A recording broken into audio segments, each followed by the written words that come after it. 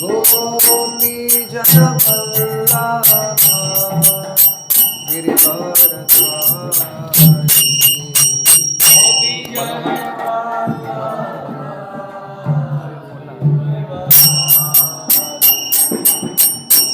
यशोदानंदन व्रज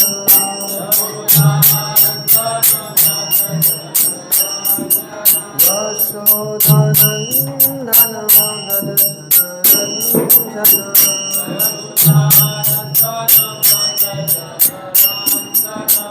यामुनतीरा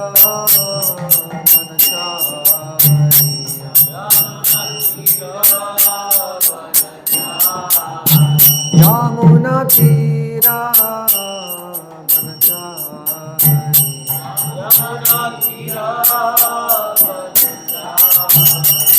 जय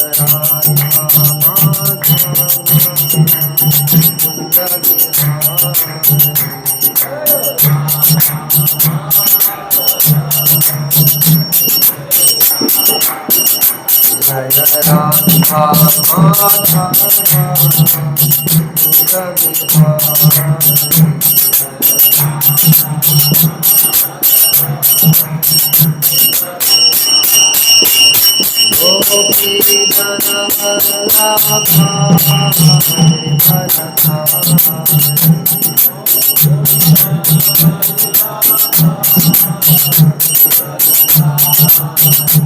गोपी जनवल्लभा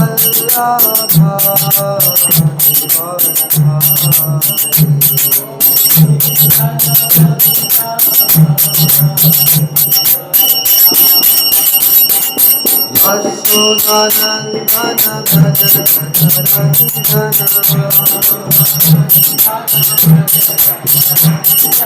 व्रज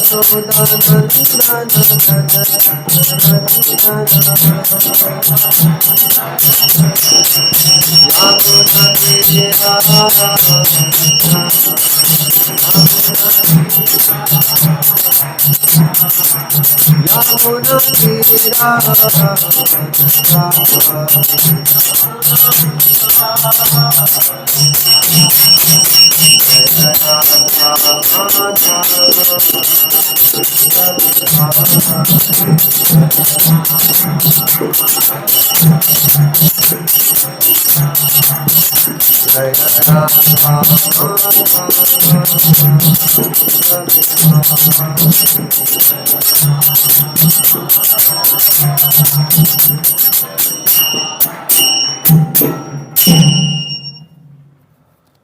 हरिनाम संकीर्तन यज्ञ की जय। श्रीमद् भगवद गीता की जय।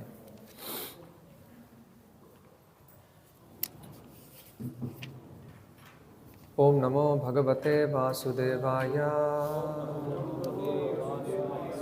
ओम नमो भगवते वासुदेवाय। ओम नमो भगवते वासुदेवाय। हम लोग पढ़ रहे हैं श्रीमद् भगवद गीता यथारूप अध्याय 10 श्लोक संख्या 23। रुद्राणाम शंकरः च अस्मि वित्त ईशः यक्षराक्षसं यक्षराक्षसां वसुनां पावकः च अस्मि मेरुः शिखरिणाम् अहम रुद्राणां शंकरश्चास्मि वित्तेषो यक्षरक्षसां वसूनां पावका चास्मि वसूनां पावका चास्मि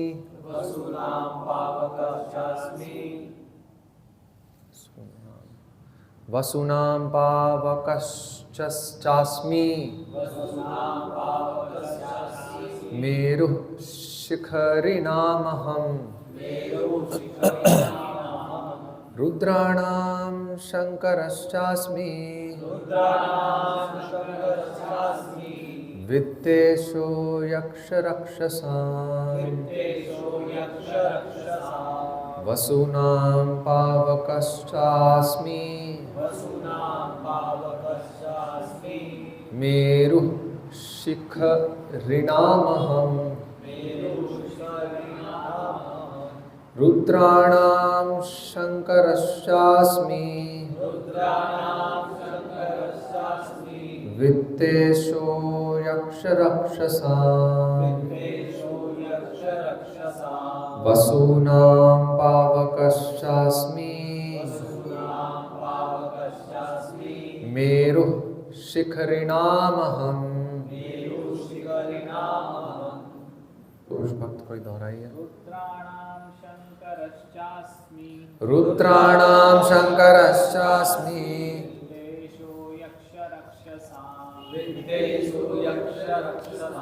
वसूनां पावकश्चास्मि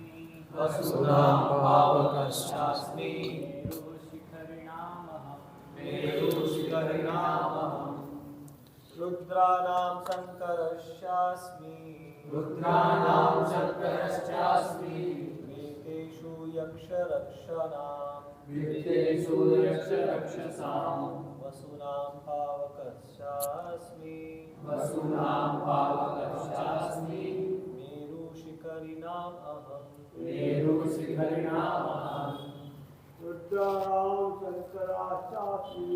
रुद्राणां शङ्करश्चास्मि वित्तेषु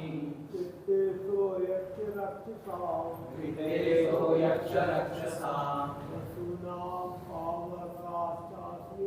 वसूनां पावकश्चास्मि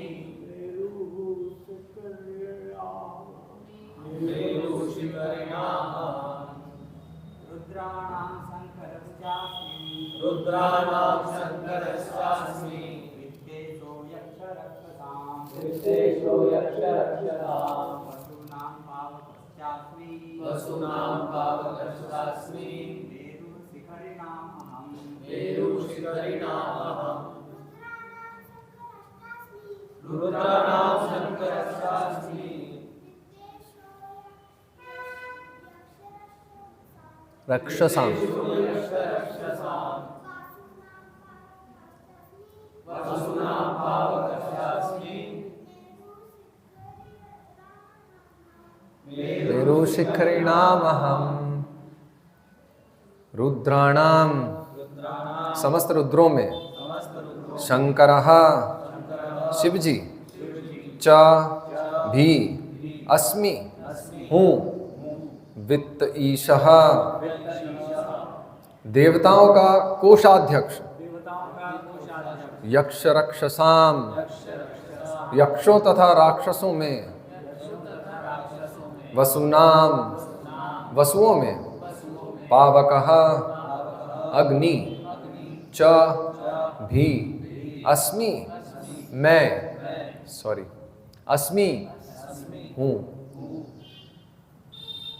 मेरुः मेरु शिखरिणाम समस्त पर्वतों में अहम मैं हूँ।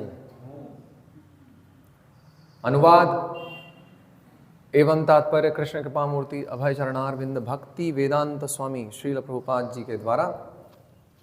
अनुवाद मैं समस्त रुद्रों में शिव हूँ, यक्षों तथा राक्षसों में संपत्ति का देवता कुबेर हूँ, वसुओं में अग्नि हूँ और समस्त पर्वतों में मेरु हूँ। तात्पर्य 11 रुद्रों में शंकर या शिव प्रमुख हैं। वे भगवान के अवतार हैं जिन पर ब्रह्मांड के तमोगुण का भार है। यक्षों तथा राक्षसों के नायक कुबेर हैं जो देवताओं के कोषाध्यक्ष तथा भगवान के प्रतिनिधि हैं। मेरु पर्वत अपनी समृद्ध प्राकृत संपदा के लिए विख्यात है।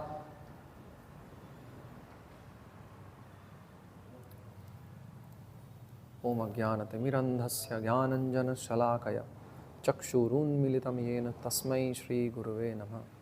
श्रीचैतन्यमनोभीष्टं स्थापितं येन भूतले स्वयं रूपः कदा मह्यं ददाति स्वपदान्तिकं। वन्दे अहं श्रीगुरोः श्रीयुतपदकमलं।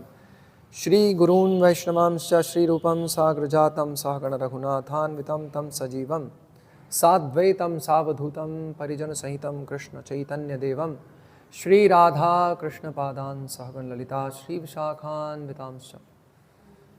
नमः विष्णुपादाय कृष्णप्रेष्ठाय भूतले श्रीमते भक्तिवेदान्तस्वामिनिति नामिने। नमस्ते सारस्वते देवे गौरवाणी प्रचारिणे निर्विशेष शून्यवादी पाश्चात्य देशतारिणे। नमः विष्णुपादाय कृष्णप्रेष्ठाय भूतले श्रीमते भक्तिवेदान्तस्वामिनिति नामिने। हरे कृष्ण कृष्ण कृष्ण हरे हरे, हरे राम राम राम हरे हरे। मेरे ख्याल से जितने भक्त अभी उपस्थित हैं मंदिर में, उससे ज़्यादा हमारे दीक्षित भक्तों की संख्या होगी।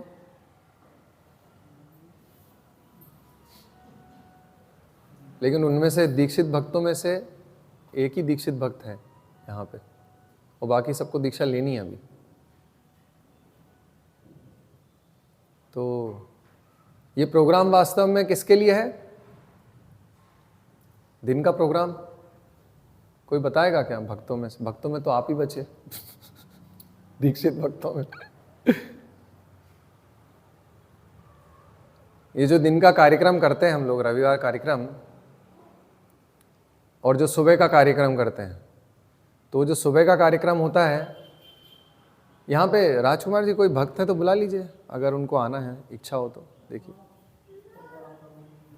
अपने पास 18 दीक्षित भक्त हैं लोकल। यहाँ पे कितने हैं?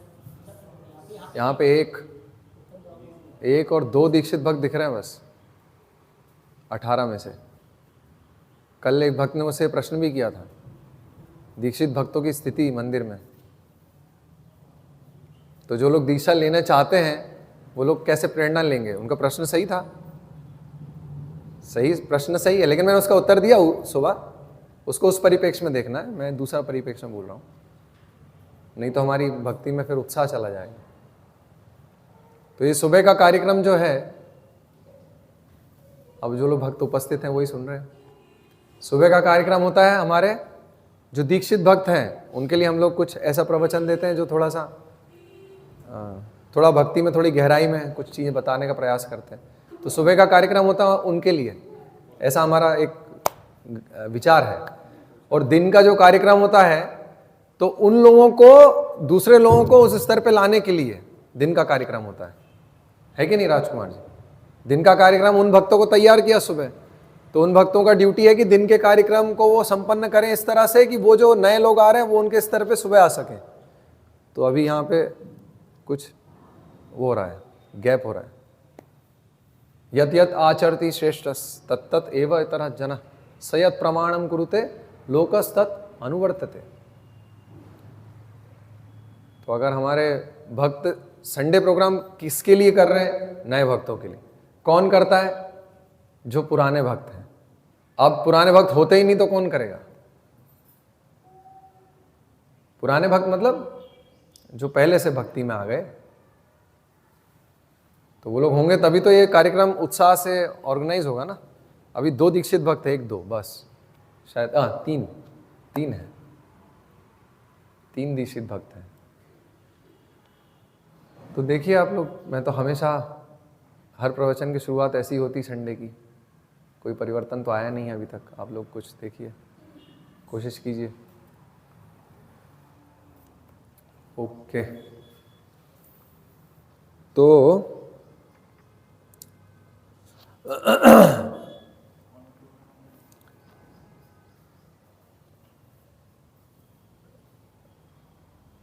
ये जो अध्याय है 10वां अध्याय भगवद गीता में, इसका शीर्षक क्या है? भगवान का ऐश्वर्य। हरे कृष्ण। भगवान का ऐश्वर्य इसका शीर्षक है। तो भगवान का ऐश्वर्य, उसमें भगवान ने 22 श्लोक पहले बोले कुछ, उसमें ये भी चर्चा हुई, मुझे श्लोक याद नहीं है कौन सा श्लोक में चर्चा हुई है, पर क्रम इस प्रकार से बना कि अर्जुन उत्सुक हुए भगवान के बारे में सुनने के लिए खिड़की लगा सकते हैं। अर्जुन उत्सुक हुए भगवान के बारे में सुनने के लिए। अर्जुन कौन है? भगवान के भक्त हैं। तो भगवान के जो भक्त होते हैं वो हमेशा भगवान का महिमा मंडन सुनने के लिए उत्सुक होते हैं, और कभी महिमा मंडन सुनते सुनते उनके कान कभी तृप्त होते नहीं। जैसे श्रीमद् भागवतम में वर्णन आता है, परीक्षित महाराज कभी तृप्त नहीं हो रहे हैं, उनके प्रश्न ही खत्म नहीं हो रहे हैं, है ना। उनके प्रश्न खत्म नहीं हो रहे हैं, वो एक के बाद एक प्रश्न कर रहे हैं। क्यों प्रश्न कर रहे हैं? अच्छा ये भी बताइए, अच्छा ये भी बताइए, अच्छा ये भी बताइए। क्यों कर रहे हैं प्रश्न? क्या कर रहे हैं प्रश्न? एक भगवान से सीधा संबंध में प्रश्न कर रहे हैं, और दूसरा कर रहे हैं भक्तों के संबंध में प्रश्न कर रहे हैं। तो भक्तों की यही जिज्ञासा होती है, भगवान और भगवान के भक्तों के बारे में सुनने की जिज्ञासा। विषय तो बहुत है दुनिया भर में, cricket, badminton, volleyball, ice hockey, झगड़े, लड़ाई, फिल्म स्टार, है ना, सब हैं, सब चीज़ें हैं देखने के लिए, सुनने के लिए। लेकिन भक्तों की रुचि किस में होती है? भगवान और भगवान से संबंधित विषयों को सुनने में, और उनको सुनते सुनते कभी तृप्त नहीं होते वो। इसलिए श्रीमद् भागवतम तो ऐसे खत्म ही नहीं होती। अभी भी खत्म नहीं हो रही है श्रीमद् भागवतम। श्रीमद् भागवतम कंटिन्यू चल रही है कि नहीं? श्रीमद् भागवतम कभी किसी को तृप्त नहीं हो सकता। व्यक्ति जो वास्तव में श्रीमद् भागवतम का मर्म समझता है वो कभी श्रीमद् भागवतम सुन के तृप्त नहीं हो जाता। जो रामायण का मर्म समझता है, आप रामायण देखिए, कितनी बार उसको पढ़िए, जितनी बार क्या है वो, स्वादु स्वादु पदे पदे। जितना आप पढ़ेंगे रामायण को, आपको सब पता है। अभी राम भगवान को कल एग्जाइल, मतलब क्या, वनवास क्या बोलेंगे, निष्कासित किया जाता है, क्या बोलेंगे, वनवास नहीं था वो, कुछ क्या बोलते हैं उसको, वो शब्द याद नहीं आ रहा, एग्जाइल। तो राम भगवान को यहां से अभी भेजा जाएगा जंगल में, उसके लिए कोई शब्द अच्छा है। लेकिन हम लोग कितने उत्सुक है ना। अभी भरत महाराज आ रहे हैं, और लक्ष्मण गलत समझ रहा है उनको। लक्ष्मण यहां तैयार कर रहा है अपने आप को युद्ध करने के लिए। लक्ष्मण तैयार है कि ये भरत, ये दुष्ट, अभी भी इसका पेट नहीं भरा। राम को जंगल में भेज दिया, भगवान का राजपाट सब छीन लिया, उसके बाद भी इसका पेट नहीं भरा। ये आश्वस्त होना चाहता है कि राम मर गया कि नहीं, उसको देखने के लिए आया जंगल में, और ये उसको मारने के लिए आया है। अगर वो बच गया, किसी पशु ने, किसी ने खाया नहीं और किसी राक्षसों ने उसको मारा नहीं, तो मैं सुनिश्चित करूंगा अभी जाके कि वो मर जाए। तो इसलिए ये दुष्ट भरत आ रहा है, अभी इसको बताता हूं मैं। लेकिन हमारे अंदर वही जिज्ञासा है, अच्छा भरत और अबे लक्ष्मण क्या करेगा? हमें पता है लक्ष्मण क्या करेगा, आगे क्या होगा, राम भगवान क्या करेंगे, हमें सब पता है ना। लेकिन कथा वैसी रोचक बनी रहती है, और वो रुचि बनी रहती है ना, ऐसा होता है ना। आपने सुनी है रामायण? आप सिर हिला रहे हैं सुना आपने? अच्छा है। तो ऐसे रोचक बनी रहती है रामायण। पढ़ी है आपने रामायण? तो भगवान की जो कथाएं हैं, भगवान के संबंध में जो भी ज्ञान विज्ञान है, वो कभी भी कहना चाहिए ड्राई नहीं होता, है ना। हमेशा उत्साह बढ़ता रहता है उसको पढ़ने से। तो यहाँ पे अर्जुन बोल रहे हैं, भगवान कुछ सुनाइए अपने बारे में, और सुनाइए और बताइए अपने बारे में।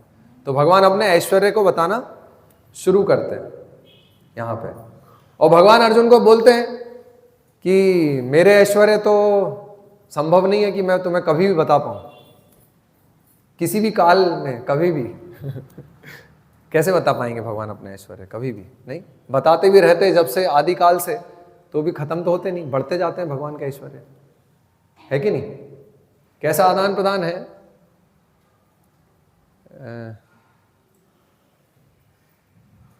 मैं एक्चुअली उसका उदाहरण भूल गया। इन कुछ गोपियों और भगवान के बीच में ऐसा होता है कि गोपियों और भगवान का परस्पर प्रेम कैसे बढ़ता रहता है। भगवान कृष्ण गोपियों से अधिक प्रेम करते हैं, और गोपियां उसके अनुपात में उनसे अधिक प्रेम करती हैं। फिर कृष्ण उनसे अधिक प्रेम करते हैं और उसके अनुपात में, फिर गोपियां अनुपात में और अधिक प्रेम करती हैं। तो वो प्रेम का वर्धन होता ही रहता। अभी वो खत्म कब होगा? आनंदाम बुद्धि वर्धनम, वो तो बुद्धि की समान है, वो तो एक सागर के समान है, उसका कोई था नहीं है। था मतलब जिसको मापा जा सकता है, जिसकी कोई परिधि होती है, उसकी तो कोई परिधि नहीं होती, है ना। तो ऐसी भगवान और भगवान से संबंधित ऐसी कथाएं होती हैं। तो भगवान बोलते हैं, ये तो मेरे लिए संभव नहीं है अर्जुन कि मैं सभी ऐश्वर्यों को परिभाषित कर सकूं यहाँ पे, मेरे ऐश्वर्य तो अनंत है। तो मैं क्या करता हूं, तुम्हें कुछ टिप्स दे देता हूँ, है ना। सब लोग शॉर्ट में चाहते हैं ना सब चीज़ें, तो भगवान ने कहा चलो मैं तुम्हें एक शॉर्ट यूट्यूब शॉर्ट देता हूँ एक उसमें बहुत सारे लाइक्स होते हैं और बहुत सारे व्यूज़ होते हैं यूट्यूब शॉर्ट्स पे, क्योंकि सबको छोटा देखना होता है ना। तो भगवान उसको कंडेंस्ड व्यू में, जैसे कि वो भक्ति सिद्धांत वैभव है ना, तो वो जो कंडेंस्ड है ना वो बहुत पड़ी जाती है, लेकिन वो भक्ति सिद्धांत वैभव को छुआ, अरे ये तो बहुत ज़्यादा है, ज़्यादा हो गया, है ना। वो भगवत गीता सेम है, 700 श्लोक की है, लेकिन अगर उसको छोटी बुक बना के आप देंगे ना तो व्यक्ति ले लेगा, वो सोचेगा छोटी है, छोटी, साइज देख के घबराते हैं। तो भगवान का साइज तो भगवान ने विराट रूप में बताया, तो अर्जुन भी घबरा गए भगवान का साइज देख के। भगवान ने बोला भगवान आप कंडेंस्ड फॉर्म में आ जाइए अर्जुन ने बोला ना कि भगवान कंडेंस्ड फॉर्म में आ जाइए, 2 हाथ वाले कंडेंस्ड फॉर्म में। तो सब ये सभी लोगों का स्वभाव है ऐसा, नहीं कंडेंस्ड चीज चाहिए उनको, शॉर्ट में चाहिए सब चीजें। तो भगवान यहाँ पे अध्याय को क्या कर रहे हैं, कंडेंस्ड फॉर्म में प्रस्तुत कर रहे हैं। तो भगवान ये बताते आए आगे, मुझे पता नहीं आगे के श्लोक एग्जैक्टली, लेकिन इस श्लोक में भगवान उसी तरह से आगे बढ़ रहे हैं। बताने का उद्देश्य क्या है भगवान का ऐश्वर्य अपने, आपने बहुत सुना होगा, सामान्य चर्चा है, भगवान अपने ऐश्वर्य क्यों बताते हैं, कोई बताएगा। 23वां श्लोक है, आप लोगों ने काफी कुछ सुना होगा। सेवा कर सकें, हाँ सेवा कर सकें, मतलब भगवान अपनी ऐश्वर्य मतलब अपने महानताएं बताना, जो वो कह रहे हैं। तो महानताएं देख के क्या होता है, व्यक्ति के अंदर समर्पण भाव आता है। तो वो समर्पण भाव देने के लिए भक्तों को, सामान्य लोगों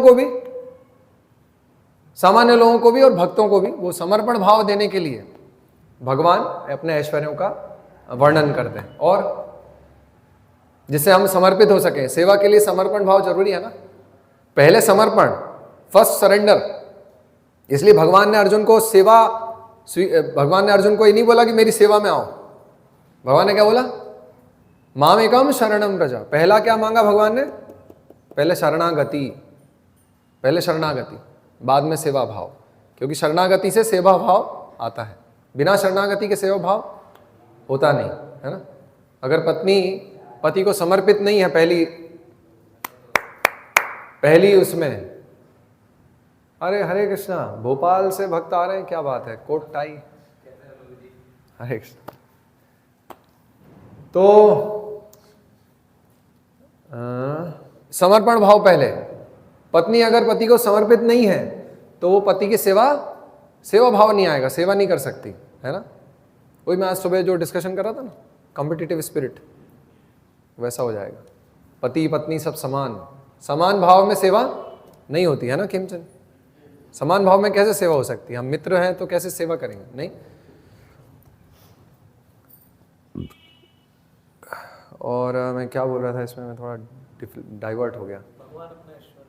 हाँ, भगवान अपना ऐश्वर्य बताते हैं जिससे कि हमारे अंदर समर्पण भाव आए और हम भगवान की सेवा अच्छे भाव से, समर्पित भाव से कर सकें। तो मैं ये बोल रहा था, अगर पत्नी पति को समर्पित नहीं है, पहला भाव समर्पण का होना चाहिए, तो सेवा अच्छे से नहीं होगी। अगर पति गुरु को समर्पित नहीं है तो सेवा अच्छे से नहीं होगी। अगर गुरु भगवान को समर्पित नहीं है तो सेवा भाव अच्छे से नहीं होगा, है ना। सेवा की भावना सही नहीं होगी और सेवा सही रूप से नहीं हो पाएगी। इसलिए समर्पण भाव महत्वपूर्ण है। तो भगवान अपने आप को महान नहीं बताते केवल, भगवान अपने आप को महानतम बताते हैं, महानतम, ठीक है। भगवान अपने आप को बेस्ट ऑफ द बेस्ट बताते हैं। क्यों बताते हैं भगवान, एक और कारण बताता हूं, इससे संबंधित है। आपको कुछ आ रहा है दिमाग में? मनुष्य का एक स्वभाव होता है कि अपने से जो सर्वश्रेष्ठ होता है, यस, वो उसकी शरणागति होता है। हाँ, मतलब इसमें क्या है, जैसे मैंने अभी बताया, यत यत आचरति श्रेष्ठ तत्तत एव इतरः जना मतलब सामान्य जनता। सामान्य जनता कैसी होती है, मूर्ख होती है है ना। मैंगो पीपल, सामान्य जनता, वो ज्यादातर तो बुद्धिमान नहीं होते उसमें। तो जो उसमें से बुद्धिमान होता है वो लोग उसको अपने आप स्वतः, उसमें एक इंपॉर्टेंट चीज, स्वतः फॉलो करते हैं, वॉलंटरली। कोई उनको जबरदस्ती जोर नहीं किया जाता है, स्वतः फॉलो करते हैं। जो आदर्श होते हैं उनको लोग अपने आप फॉलो करना शुरू करते हैं, उनको विशेष कोई जोर नहीं दिया जाता उस पर। तो अगर कोई आदर्श व्यक्ति दिखता है तो उसको पालन किया जाता है। तो ये भगवान अपनी भगवान बता रहे हैं कि मैं महान में महानतम हूं। तो ऐसा बता के भगवान क्या चाहते हैं? भगवान चाहते हैं लोगों को आकृष्ट करना। किन लोगों को आकृष्ट करना चाहते हैं? जो लोग शाहरुख खान से आकृष्ट हो रहे हैं, जो लोग सचिन तेंदुलकर से आकर्षित हो रहे हैं, विराट कोहली से आकर्षित हो रहे हैं, जो अंबानी से आकर्षित हो रहे हैं। तो भगवान बोल रहे हैं कि ये सब जिनकी भौतिक दृष्टिकोण है, जिनकी दृष्टि कैसी है, जिनकी चेतना कैसी है, प्राकृत है। भगवान है और भगवान की प्रकृति है ना, शक्ति परिणामवाद। भगवान शक्तिमान है और भगवान की शक्तियां हैं। दो ही चीज है इस पूरे जगत में, क्या है? भगवान और भगवान की शक्ति। ठीक है। तीसरी चीज एक इंपॉर्टेंट है भक्ति, जिससे भगवान मिलते हैं और जिससे भक्ति इसलिए इंपॉर्टेंट है क्योंकि भगवान का ये रूप जो शक्ति रूप में है और जो भगवान स्वयं है, उसको समझने के लिए भक्ति महत्वपूर्ण है, यथारूप समझने के लिए। तो भक्ति भी एक बीच में तत्व है। तो एक है भगवान और एक है उनकी शक्ति। शक्ति परिणामवाद मतलब भगवान जो भी हम देख सकते हैं यहां भौतिक जगत में, जो भी हमारी आंखों को दृष्ट है ये जगत में, वो क्या है? वो शक्ति का परिणामवाद है। और शक्ति कौन है? भगवान है। और उसके परिणाम स्वरूप क्या होता है? ये जगत प्रकट होता है ना? शक्ति परिणामवाद। इसका ये मतलब नहीं होता है कि भगवान परिवर्तित होगा इस जगत में तो नेचर इज गॉड, ये मतलब नहीं होता है। This is misconception. ये विचार नहीं है कि अगर भगवान नेचर में परिवर्तित हो गए, प्रकृति में परिवर्तित हो गए, तो लोग कहते हैं ना कि प्रकृति भगवान है। फिर बोलो भगवान कौन है? अरे ये प्रकृति भगवान है और क्या है सब। तो हमारे हिंदू धर्म में भी सभी चीज़ों को देखेंगे ना आप कहीं भी, तो पेड़ काटने से पहले उसकी स्तुति की जाती है, पेड़ को नमन किया जाता है, उसको भगवान के रूप में देखा जाता है, नदियों को भगवान के रूप में देखा जाता है, पहाड़ों को भगवान के रूप में देखा जाता है। हर पहाड़ पे एक मंदिर होता है भारत में विशेष, ये भारत में ही होता है, ये पुण्य भूमि है। तो यहाँ जो भी चीज हम देखते हैं, जो भी चीज भगवान के शक्तियों से जो आई है, भगवान की शक्ति और भगवान स्वयं अभिन्न है, इसलिए शक्ति परिणामवाद वो हमारा वाद है ना, वो सिद्धांत है समझने का भगवान को।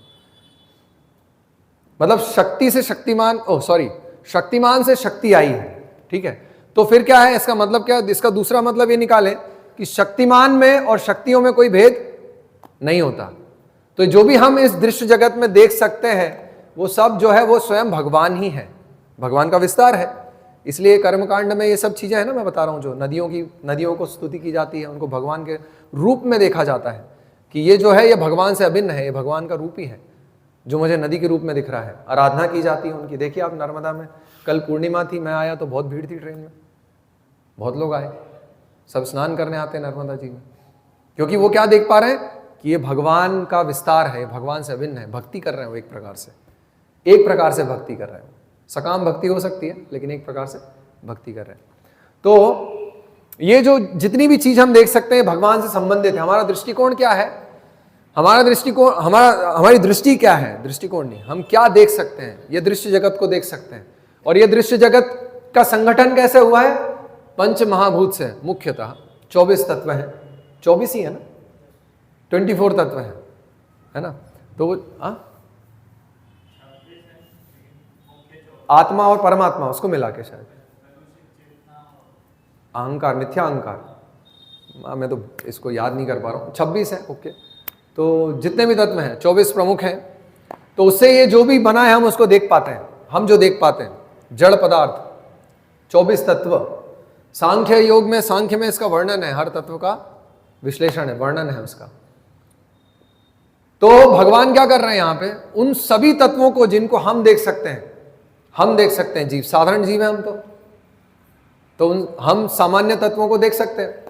तो भगवान उन सभी तत्वों को यहां पे लेकर आ रहे हैं और उसमें उन सब तत्वों में भगवान ये बताना चाहते हैं कि इन सब तत्वों को तुम मुझसे संबंधित समझो। इसलिए भगवान क्या बोलते हैं? मैं समस्त रुद्रों में शिव हूं, यक्षों तथा राक्षसों में मैं संपत्ति का देवता कुबेर हूं। मैं हूं, मैं। भगवान क्या बोल रहे हैं? मैं हूं वो। भगवान क्या बताना चाह रहे हैं? नोशन मतलब भगवान का यहां आइडिया क्या है, क्या समझ देना चाहते हैं? तो हर वस्तु को जो हम देख सकते हैं, हम क्योंकि प्राकृतिक दृष्टिकोण है हमारा, आध्यात्मिक दृष्टिकोण अभी विकसित नहीं हुआ है, तो सर्व सामान्य लोगों के लिए भगवान ये जो प्रकृति में जो दृश्य है, जैसे बोल रहे हैं कि पहाड़ों में मैं कौन हूं, हिमालय हूं। अभी भगवान यहां क्या बोल रहे हैं, और समस्त पर्वतों में मैं मेरू हूं। तो हम पहाड़ देख सकते हैं ना, है ना, हम पहाड़ देख सकते हैं, हम संपत्ति देख सकते हैं, इनसे हम अपने आप को रिलेट कर सकते हैं, इनसे हम अपने आप को संबंधित कर सकते हैं, रिलेट कर सकते हैं ना इन चीजों से, क्योंकि हम भगवान की आध्यात्मिक शक्ति और भगवान से अपने आप को संबंधित नहीं कर पाते सामान्य सर्व सामान्य लोग। तो उनके लिए भगवान का ये अरेंजमेंट है, ये अध्याय, कि उससे भगवान से वो संबंध बनाए। ठीक है, क्योंकि भगवान क्या बोल रहे हैं कि ये जो पर्वत है ना ये मैं हूं, ये जो नदी है ना ये मैं हूं, ये जो जंगल है ना जो भी है वो मैं हूं, वृक्षों में मैं ये हूं, पशुओं में मैं ये हूं, भगवान ऐसा बता रहे हैं ना। तो जो भी हमें दृश्य जगत में गोचर है उस माध्यम से भगवान प्रवेश करके हमें समझाना चाहते हैं, क्योंकि हम दुर्बुद्धि हैं, हमारा दृष्टिकोण प्राकृत है, हमारी बुद्धि उतनी विकसित नहीं है।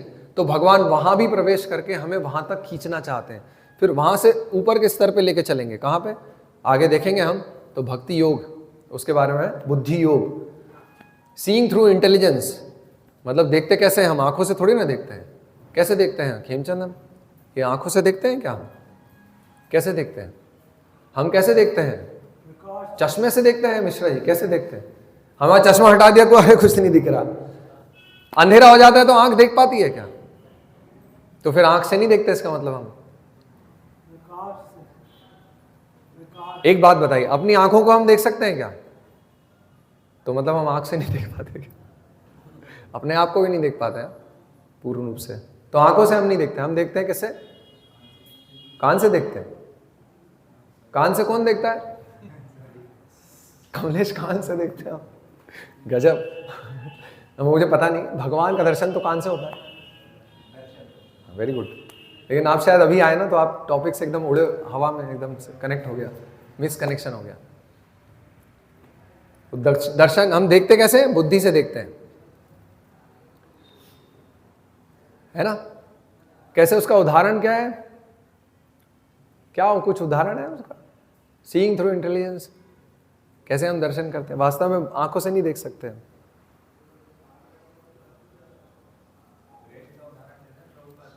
क्या, मेरे को याद नहीं आ रहा, बहुत सारे उदाहरण।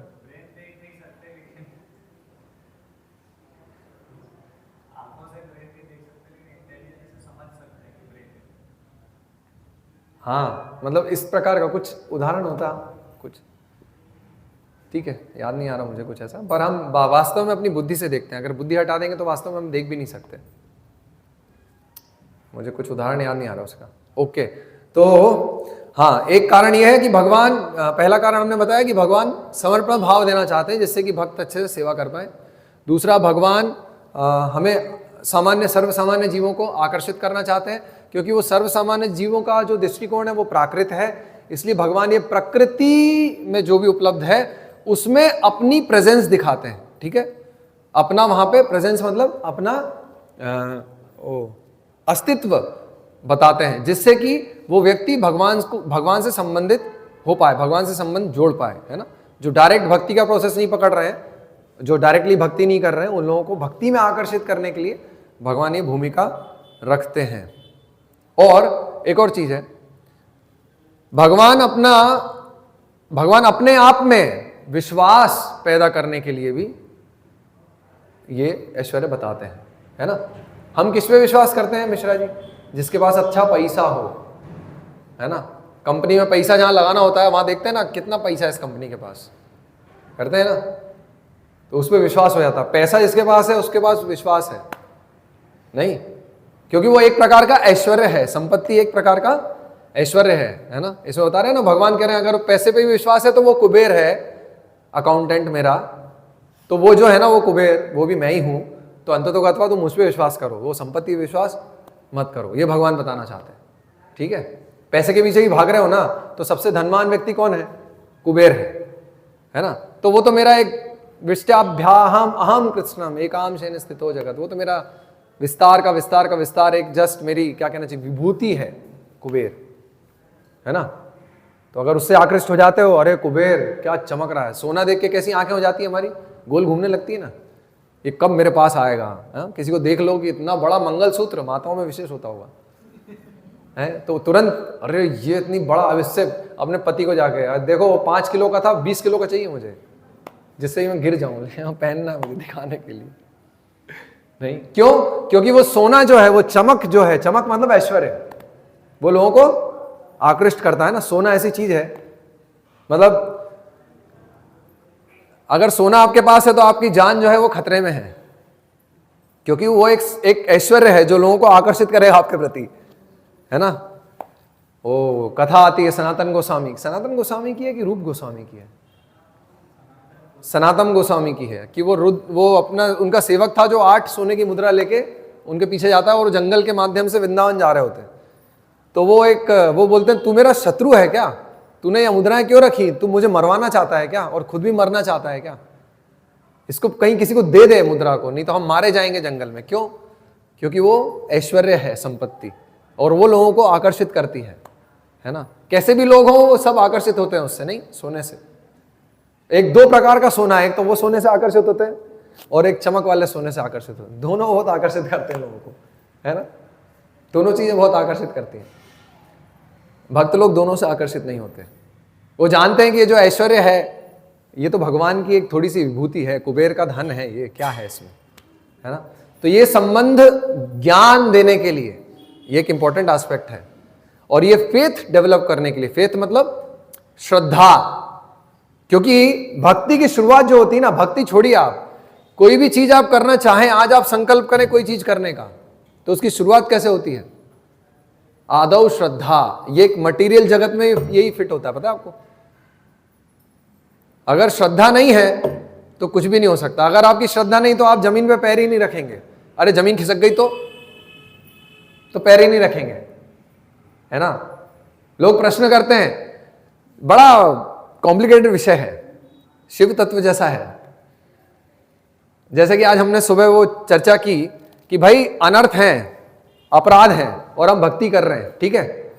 तो अब भक्ति करते हैं, भक्ति में नहीं आए थे, सुबह जो हम चर्चा कर रहे थे कि हम भक्ति में जब तक नहीं आए थे तब तक तो अपराध कर ही नहीं रहे थे, अपराध शून्य, है ना।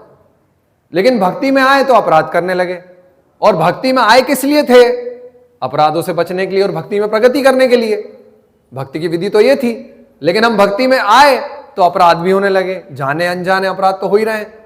तो करे क्या भैया, यहां तो ये ट्रैप हो गया कि भक्ति करते करेंगे लेकिन उसमें अपराध भी आएंगे। तो जब अपराध आएंगे तो भक्ति में प्रगति नहीं होगी, और भक्ति की प्रगति कैसे होगी जब अपराध नहीं होंगे। तो करे क्या अभी? ऐसी वो है श्रद्धा। अगर श्रद्धा नहीं होगी तो भक्ति की शुरुआत ही नहीं होगी, कोई भी काम आप कर नहीं सकते, शुरुआत ही नहीं होगी उसकी काम की। अब वो पूछेगा व्यक्ति लेकिन वो श्रद्धा आती कहां से? तो वो काम का, वो जो काम है वो जो काम करने से वो श्रद्धा विकसित भी होती है। जैसे भक्ति में श्रद्धा कैसे आएगी, और तो भक्ति के कार्य करने से और श्रद्धा आएगी, वो निष्ठा तक जाएगी, है कि नहीं। वही कार्य करने से श्रद्धा भी आएगी, लेकिन अगर श्रद्धा नहीं होगी तो वो काम भी नहीं कर सकते, है कि नहीं। ऐसा होता है ना भक्ति में, इधर जाते हैं फिर वापस आ जाते हैं, है ना। भक्ति करना शुरू किया, अच्छे उत्साह से भक्ति करना शुरू किया, सेवा करना शुरू किया, और फिर भक्त अपराध हो गए तो वो जितनी भक्ति थी वो सब जीरो हो गई। तो वो 99, वो स्नेक लैडर का खेल चल रहा है, 99 तक पहुंचे, वो गोटी घुमा घुमा के, और वहां सांप बैठा था, उसने डस लिया तो 0 पे आ गए। हे राम, ये क्या हो गया, मैं तो 99 पे पहुंच गया था, अभी 100 मेरे प्रेमा भक्ति तक पहुंचने वाला था। भरत महाराज का उदाहरण है ये, थोड़ा सा मैं साइड टॉपिक बोल रहा हूं बट रिलेटेड है, सुबह मैंने जो बोला था। भरत महाराज, तो भरत महाराज ने भाव भक्ति तक विकसित कर ली। हम बात करते हैं ना भक्ति के स्तर हैं, अभी जो नए लोग हैं उनके लिए नया होगा, आपके लिए थोड़ा हैवी होगा, लेकिन जस्ट सुन लीजिए। तो एक साधना भक्ति होती है, हम लोग साधना भक्ति कर रहे हैं, ज्यादातर लोग, मैक्सिमम लोग। साधना भक्ति मतलब भक्ति के विधि विधान एज इट इज पालन करना, जैसा बताया गया वैसे पालन करना, है ना। जैसे आपको ड्राइविंग सीखनी है तो पहले आपको बताएंगे देखो इधर मत देखना, उधर मत देखना, सामने देखना केवल। तो साधना भक्ति में ऐसे होता है, ये विधि है निषेध, ये चीजें नहीं करनी, ये चीजें करनी, इस प्रकार से करनी है, तो आपका भक्ति में प्रगति होगी। फिर वो भक्ति करते करते आप जब अच्छे से समझ जाएंगे तो आप अपने आप कार चलाने लगेंगे, फिर आपको जरूरी नहीं इधर देखना उधर देखना, आप तो बिना देखे भी इधर उधर घुमाएंगे, गियर बदलेंगे, कुछ नहीं। पहले आपको ढूंढना पड़ेगा फर्स्ट गियर कहाँ लगता है, आगे तो ढूंढेंगे, अच्छा ऐसे दबा के ऐसे, है ना। तो वो साधना भक्ति है। और भाव भक्ति मतलब अभी हम हाथ छोड़ के साइकिल चलाने लगे, अभी कुछ फर्क नहीं पड़ता, अभी हैंडल ऐसे, पहले कैसे पकड़ते हैं हैंडल, ऐसे पकड़ते हैं, कभी छोड़े ही नहीं ऐसे टाइट, हैंडल घूमता ही नहीं, मोड़ते ही नहीं बनता है, नहीं। तो शुरू में याद है साइकिल सीखी थी जब हम लोगों ने, हैंडल बहुत टाइट पकड़ते हैं ना कि वो छूटे नहीं, गिर नहीं जाए हम, क्योंकि हमारी श्रद्धा उतनी नहीं होती। लेकिन वो साइकिल चलाते चलाते ही श्रद्धा और दृढ़ हो जाती, निष्ठा हो जाती, फिर हम हाथ छोड़ के ऐसे करके साइकिल चलाने लगते हैं। तो भाव भक्ति, ठीक है, अभी आपको समझ में आया होगा शायद कुछ। तो भाव भक्ति के स्तर पे थे जड़ भरत, भाव भक्ति से भी गिर गए, सोचिए। तो खतरा हमेशा है वैष्णव अपराध करने का, खतरा हमेशा है। किसी भी स्तर पे अपराध किया तो वहीं से मुंह केवल नीचे गिर जाएंगे। कभी ये मत सोचिए कि अभी मैं सुरक्षित हूं, किसी भी स्तर पे जाके अपराध किया, ये इनको देखिए जड़ भरत को, भगवान की आराधना करने के लिए सब छोड़ के जंगल गए। अभी तो छोड़ने की बात तो छोड़िए, मतलब शहर में रह के चीजें नहीं कर पा रहे हम, तो छोड़ने का तो बहुत दूर की चीज है। लेकिन वो सब छोड़ के जंगल गए, क्या करने गए, शालिग्राम भगवान की सेवा कर रहे हैं वहां, है ना, वहां पे, और पूरे भाव भक्ति के स्तर पे हैं। लेकिन उनको क्या दिख गया, हिरण दिख गया।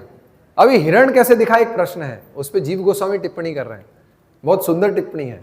अब वो हिरण कैसे दिख गया, भाव भक्ति के स्तर पे हिरण दिखना मतलब क्या है पता है आपको, हिरण दिखना मतलब क्या है पता है आपको, आप भक्ति के भाव भक्ति के स्तर पे हैं, लेकिन आप भौतिक वस्तु को देखने लगे। वो हिरण क्या है, हमारी भौतिक इच्छाएं हैं, वो हिरण जो है हमारी भौतिक इच्छाओं का प्रकटीकरण है। तो जो आपकी इच्छा बची थी, भौतिक इच्छा, वो आपको सामने दिख गई भाव भक्ति के स्तर पे, और जैसे ही वो दिखी तो आप गिर गए। सोचिए, इतना इस स्तर पे थे भक्ति के। लेकिन वो जो, जैसे कि हम लोग जा रहे थे, फॉर एग्जाम्पल जा रहे थे क्या करने, स्कूल जा रहे थे, कॉलेज जा रहे थे, पढ़ाई करने जा रहे थे, है ना, बीच में एक वो होर्डिंग दिख गया, गदर पार्ट 2, सनी देओल ऐसे मारते हुए कुछ हैंडपंप उखाड़ते हुए, तो अरे भाई चलो गाड़ी मुड़ गई, वहां पे पिक्चर देख के आ गए, करने कुछ और गए थे, हो गया कुछ और, है कि नहीं। तो मैं कैसे इस एग्जांपल पे आया, जस्ट भूल गया क्या बोला मैंने इससे पहले, नहीं मतलब मैं क्या कह रहा था, टॉपिक क्या कह रहा था, हाँ मतलब क्या, एक्सीडेंट कभी भी हो सकता है। महाराज का एक प्रवचन है, परम पूज्य भक्ति विकास स्वामी महाराज वरिष्ठ सन्यासी भक्त हैं, एक्सीडेंट्स ऑन रॉयल रोड्स, मतलब अच्छे रोड पे भी, अच्छे सड़क पे भी एक्सीडेंट होते हैं। वो प्रिंस डायना थी ना, वो मारी गई एक्सीडेंट में, वो प्रिंस थी, आपको याद है बहुत पहले, प्रिंसेस डायना, किसी को डाउट भी नहीं हो रहा है, इतनी श्रद्धा हो गई सुनने में prince Diana, princess Diana, Mishra ji आपने सुना था प्रिंसेस डायना, तो उसकी मृत्यु हो गई, रॉयल रोड पे एक्सीडेंट हो गया। ऐसी भक्ति में हम भाव भक्ति के स्तर पे भी होंगे तो एक्सीडेंट होने की पूरी संभावना है, बशर्ते हम अपराध से नहीं बचे तो यहां पे उनको भौतिक इच्छा दिखी। और वो अपराध कैसा होता है पता है आपको, अपराध मतलब क्या होता है, कंप्यूटर में हम बैठते हैं ना, कुछ चीजें डिलीट करते तो वो कहां जाती है राजकुमार, रिसाइकल बिन में जाती, फिर उसको वापस से क्या किया जाता है, वापस से रिकवर किया जा सकता है। हमने रिसाइकल बिन में डाल दी है, अभी पड़ी हुई है वहां पे, हमें उससे कोई मतलब नहीं है, हमारा कोई काम की नहीं है, हम उसको देखते भी नहीं कभी, लेकिन वहां से रिकवरी उसकी पॉसिबल है किसी भी समय।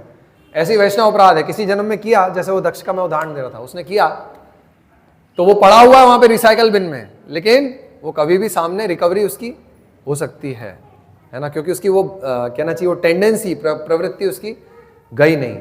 तो मैं ये बोल रहा था कि इस स्तर पे भी आके गिरा जा सकता है भक्ति में, है ना। मैं वैसे यहां आया कैसे, जड़ भरत के उदाहरण पे कैसे आया, मैं क्या बताना चाह रहा था, मैं जड़ भरत के उदाहरण पे कैसे आया मैं, कमलेश,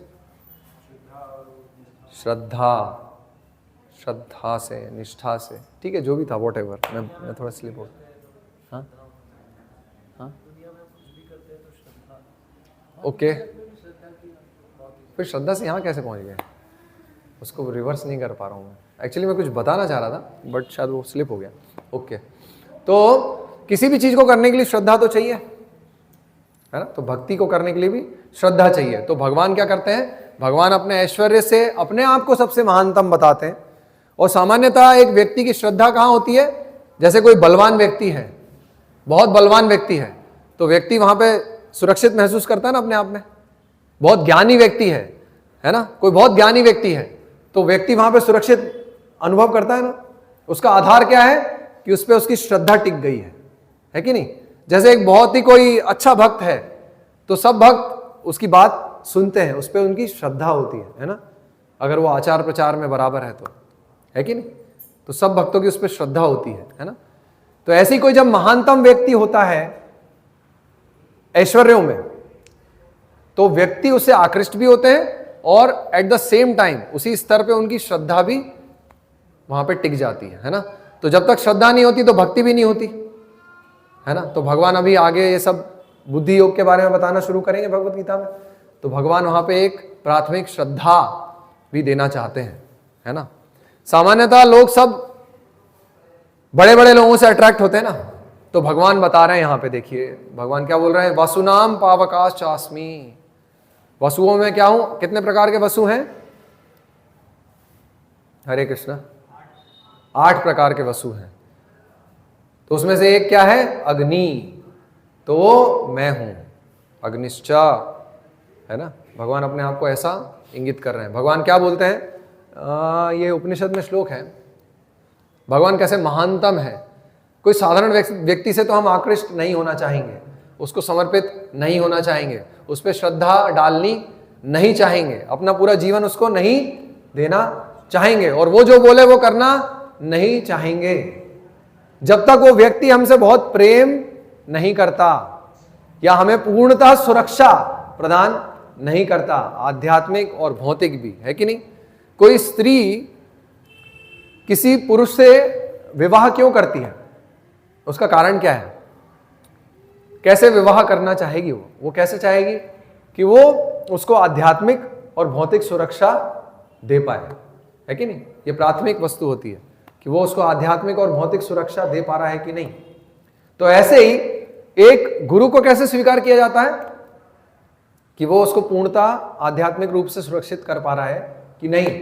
तो ऐसे ही बहुत बड़ा मार्केट है ना, 33 करोड़ देवी देवता हैं, बहुत बड़ा सुपर मार्केट है, उसमें एक देवता का नाम है, यहाँ पे देवता एक नहीं 3 देवताओं का नाम आ रहा है यहाँ। तो एक कुबेर आ गए, अग्नि आ गए, और शंकर जी आ गए, हमारे शिव जी, शिव तत्व आ गया, और मेरू, वो भी एक प्रकार से देवता ही है, मेरू पर्वत। तो 33 करोड़ देवी देवताओं का मार्केट है। तो उसमें भगवान अपनी प्रतिष्ठा, भगवान अपने महानता बताना चाहते हैं, अपने आप को स्थापित करना चाहते हैं। भगवान क्या कह रहे हैं,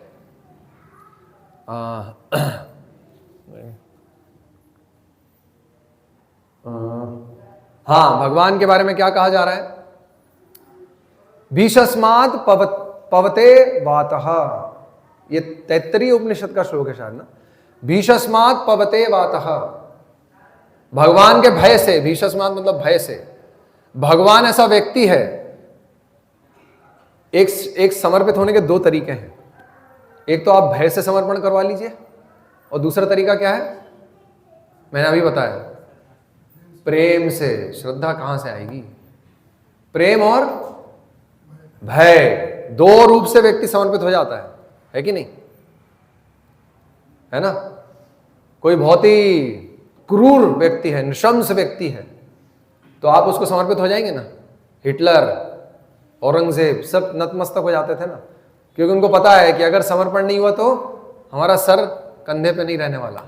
तो यहाँ तो एक ही तरीका है भाई, समर्पित हो जाओ, बच जाएंगे, है कि नहीं। तो या तो आप भय से समर्पित कराइए व्यक्ति को, या आप प्रेम से समर्पित कराइए व्यक्ति को। तो भगवान क्या बोल रहे हैं, भगवान के बारे में क्या बोला जा रहा है, भगवान के बारे में बोला जा रहा है भीषस्मात् पवते वातः। भगवान वो व्यक्ति है जिसके डर से वातः, वायु जो है, वायुदेव, वो बहते हैं, वायु प्रवाहित होती है उनके भय से। भीषस्मात् भीषो देति सूर्ययः, भीषो देति सूर्ययः, और उनके भय से सूर्य रोज समय पे उदित होता है। भीषस्मात् इंद्रश चंद्रश्च, और उनके भय से इंद्र अपने सारे प्रकार के कार्य समय पे करते हैं और सभी को कार्य करने के लिए निर्देशित करते हैं। इंद्र एक देवताओं के मैनेजर हैं। चंद्रश्च, और चंद्र भी अपनी परिक्रमा में स्थिर रहता है। और क्या बोल रहे हैं? मृत्युर्धावति पंचमा, और जो मृत्यु है वो भी भगवान के भय से सबके पीछे पड़ी रहती है। हमारे पीछे पड़ी है ना मृत्यु, वो भगवान के भय से सबके पीछे पड़ी रहती है मृत्यु। लेकिन वो मृत्यु भी भगवान से भयभीत है। जो सबको भय प्रदान करती है मृत्यु, वो भी भगवान से भयभीत होती है मृत्यु। तो ऐसा व्यक्ति है भगवान। तो आप किसी भी लेवल पर भगवान को चेक कर लीजिए, तो वो बेस्ट है भगवान, है ना। भगवान ये स्थापित करना चाहते हैं, शास्त्र भगवान को इस प्रकार से स्थापित करना चाहते हैं, है ना। आप कहीं भी कोई शास्त्र में भगवान का वर्णन पढ़ेंगे तो इसी प्रकार से आएगा, है ना। यतो वा इमानि भूतानि जायन्ते येन जातानि जीवन्ति। यह हर उपनिषद और हर जगह पे शास्त्रों में भगवान के बारे में इस प्रकार से वर्णन मिलेगा। ओके, तो कई बार हम लोग प्रचार में जाते हैं, ये मैं जस्ट समझाने के लिए बता रहा हूँ उदाहरण। तो हम लोग जाते हैं प्रचार में, ऐसा हमारा अनुभव हुआ कि कई बार जाते हैं तो लोगों का दृष्टिकोण क्योंकि प्राकृतिक होता है, प्राकृत दृष्टिकोण होता है, भौतिक चेतना होती है। तो हम लोगों से चर्चा करते हैं, भगवद गीता लीजिए और ये भक्ति को स्वीकार कीजिए, माला करना शुरू कीजिए, तो लोग जल्दी उसको ग्रहण नहीं करते, है ना। तो लेकिन लगा लोगों को हम ये बताएं कि मान लीजिए मिश्रा जी गए वहाँ पे भगवद गीता लेके, और मिश्रा जी बोले देखो भैया मैं फलाना फलाना हूँ, ऐसा ऐसा हूँ, और मैं भी भगवद गीता पढ़ता हूँ, मैं भी सुबह 4 बजे उठता हूँ, तो लोग स्वीकार करते हैं? फिर करते हैं ना, नहीं भी करते हैं, लेकिन ज़्यादा लोग स्वीकार करेंगे उस समय। जैसे मेरा अनुभव है, ऐसा हम लोग बताते हैं कि देखो मैं ये था, वो भक्तिग्राम में कई लोग आते हैं और ढूंढते हैं वो कहाँ है, किससे बोलते हैं वो डिग्री वाले वो कहाँ हैं, ऐसे। तो वो बड़ा विचित्र है ना, लेकिन वो उनको आकर्षित करता है ना। अरे मतलब देखो यार, कोई डॉक्टर IIT है तो वो आकर्षित, IIT होके भक्ति कर रहा है। ये मेरा अनुभव है। मुझे जिस भक्त ने प्रचार किया वो IIT करके अपनी 2 लाख का सैलरी छोड़ के और भक्ति करने में आया। दिल्ली इस्कॉन की बात कर रहा हूँ, पार्थसारथी मंदिर में पहली बार जिसने मुझे थोड़ा अच्छे से प्रचार किया। तो उन्होंने मुझे बताया ये सब, तो मैं आकृष्ट नहीं हुआ। मैंने अपनी महानताएं बताना शुरू कर दी कि देखिए भैया ऐसा ऐसा है, मेरे पास समय नहीं होता है, ऐसा ऐसा है। तो उन्होंने सहज रूप से सुना, और फिर कुछ दिनों बाद उन्होंने मुझे प्रकट किया, व्यक्त किया कि प्रभु ये तो ऐसा, तो मैं भी, मेरे साथ भी था प्रभु, लेकिन ऐसा है। तो फिर मैं वहाँ बहुत एकदम शॉक्ड हो गया। मैंने कहा अरे यार, ये व्यक्ति ऐसा और एकदम साधारण जीवन और पूरा कैसे भक्ति स्वीकार कर लिया। तो मुझे अट्रैक्ट कर गया वो, है ना, ये चीज़ है। तो कई बार ऐसा भी होता है। तो ये भगवान इस प्रकार से इन चीज़ों को उपयोग कर रहे हैं उनको आकृष्ट करने के लिए, ऐश्वर्य बता के। ओके, तो यहाँ पे रुद्र का वर्णन आता है। कितने बजे तक लेंगे प्रवचन? 1 बजे शुरू किया हमने, कुछ 1 बजे, कितने बजे तक लेंगे?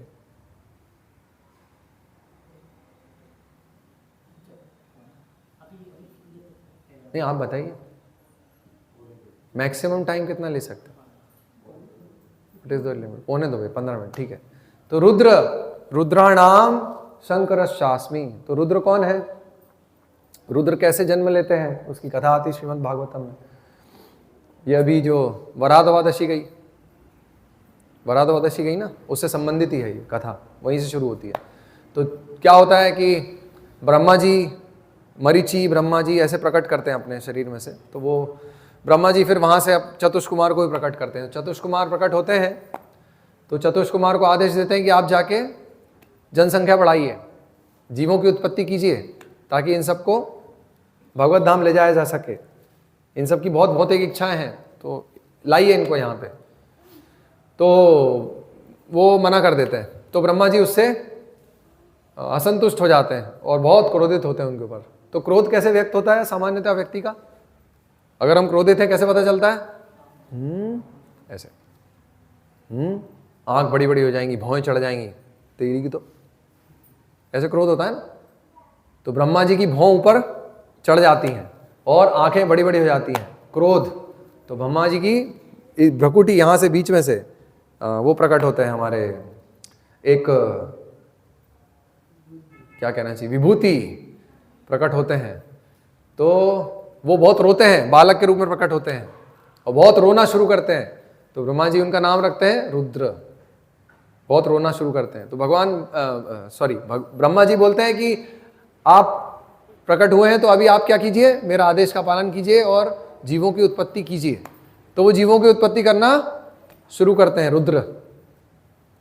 तो जीवों की उत्पत्ति होती है तो पूरा तहलका मच जाता है, क्योंकि वो तो रुद्र हैं। तो सब तोड़ फोड़ और सब उल्टा सीधा होना शुरू हो जाता है पूरे संसार में, पूरा त्राही मच जाती है। तो ब्रह्मा जी देखते हैं, अरे बाप रे, मैं तो क्या करना चाहता था और क्या हो गया, है ना। कई बार हम कोई चीज शुरू करते हैं तो पता नहीं रहता कि उसका परिणाम क्या होगा, नहीं, उसका परिणाम देख के लगता है अरे बाप रे ये क्या कर दिया मैंने, नहीं। जैसे कि साइंटिस्टों ने न्यूक्लियर बॉम्ब जब उत्पत्ति की तो उनको नहीं पता था कि हिरोशिमा नागासाकी का इफेक्ट ये होगा। जब पहला एटम बम फटा तो वो जिसने उत्पत्ति की थी एटम बम की, वो पश्चाताप कर रहा था कि मैंने ये क्यों किया। भगवद गीता का श्लोक कोट कर रहा था वो, कि मैंने कितनी बड़ी गलती कर दी है, अब क्या होगा इस संसार का। अभी भी ये संसार कभी भी समाप्त हो सकता है, आपको पता है। जैसे वो अभी हरदा में कुछ विस्फोट हुए, है ना, वो रस्सी बम फटे, ऐसे न्यूक्लियर बम भी ऐसे ही है। जब जिसकी इच्छा होगी दबा दुबू देगा तो सब फट फूट जाएगा, सब खत्म हो जाएगा। वो वीडियो बनाने का मौका भी नहीं मिलेगा। वो तो एक वीडियो बन गया दूर से, क्योंकि न्यूक्लियर बम जब फटता है तो जगह नहीं रहती कहीं जाने की, धरती में समा जाए तो बात अलग है ना। तो ये विश्व तो हमने क्या किया, उसको ये लगता है, उसको पता नहीं था कि इसका परिणाम इतना जघन्य होगा। तो जब ब्रह्मा जी ने रुद्र की उत्पत्ति हुई तो उनको पता नहीं था कि मैं इसको अगर बोलूंगा जनसंख्या बढ़ो तो क्या उसका परिणाम होगा। तो उन्होंने, अरे भाई तुम कुछ मत करो। जब कोई बच्चा उपद्रवी होता है तो उसको क्या बोलते हैं, कुछ मत करो, चुपचाप कमरे में बंद कर देते हैं, अकेले बैठो कमरे में, नहीं लॉक कर देते हैं, तुम बाहर जाने लायक नहीं हो। तो क्या बोला उनको रुद्र को कि तुम कुछ मत करो, जनसंख्या वनसंख्या ध्यान मत दो, गलती हुई मुझसे, तुम क्या करो, तुम तपस्या के लिए जाओ, तपस्या करो तुम लोग, जब इस जगत का संहार करना होगा तब तुम्हें बुलाऊंगा, क्योंकि तुम तो वही कर रहे हो अभी से। तो उनको मना कर देते हैं, तो उनको बोलते हैं आप शांत बैठिए। तो इस प्रकार से ये रुद्र जो हैं वो शिव जी का विस्तार है, एक प्रकार से शिव जी की अभिव्यक्ति है। रुद्र भी शिव जी के अलग अलग प्रकार हैं, विस्तार है। एक वहाँ पे देखेंगे आप महाकाल है, जो कि इस पूरे जगत का, इस ब्रह्मांड का समय निश्चित करते हैं महाकाल के रूप में। आयुर्हरति वै पुंसाम उद्यान अस्तौ यन्नसौ, प्रतिदिन आके सूर्य हमारी आयु लेके जाता है महाकाल। वो टाइम डिसाइडेड है हर चीज का। प्रकृति में जो भी चीज आती है महाकाल के माध्यम से आती है। वो तत्व क्या है, वो शिव तत्व ही है, महाकाल। महाकाल और शंभु भगवान की दृष्टि है वो। तो रुद्राणाम, भगवान यहाँ विशेषकर रुद्राणाम, अपने आप को ये रुद्र संबोधित कर रहे हैं, क्योंकि 3 गुण अवतार में वो ब्रह्मा विष्णु और शिव जी हैं। तो शिव तत्व का ही विस्तार क्या है, रुद्र है ना। रुद्र है, महाकाल है, शंभु है। तो ये शिव तत्व क्या है, इसको समझना काफी कॉम्प्लिकेटेड है। जैसे वो मायावाद को समझना बहुत कॉम्प्लिकेटेड है ना। और उनकी गति क्या होगी उसको समझना भी बहुत कॉम्प्लिकेटेड है, क्योंकि वो आध्यात्मिक है भी और आध्यात्मिक नहीं भी है। ऐसे ही है वो मायावाद, वो आध्यात्मिक भी है और आध्यात्मिक नहीं भी है। और वो किसने शुरू किया, शिव जी के विस्तार शंकरा ने शुरू किया। मायावाद ना, शिव जी के विस्तार नहीं, शंकरा ने इसका प्रचार प्रसार किया। मायावादम असत शास्त्रम, वो शिव जी ने ही शुरू किया। तो वो शिव तत्व भी ऐसे ही है। वो शिव तत्व से मायावाद आया, उसको समझना मुश्किल है, उनकी गति समझना मुश्किल है क्या होगी, और वो शिव तत्व को समझना भी बहुत मुश्किल है। दो तत्व के बारे में जीव गोस्वामी वर्णन करते हैं जिनको समझना बहुत मुश्किल है। एक तो क्या है, शिव तत्व, और एक और क्या है, गुरु तत्व, गुड। इन दोनों को समझना बहुत मुश्किल है ना।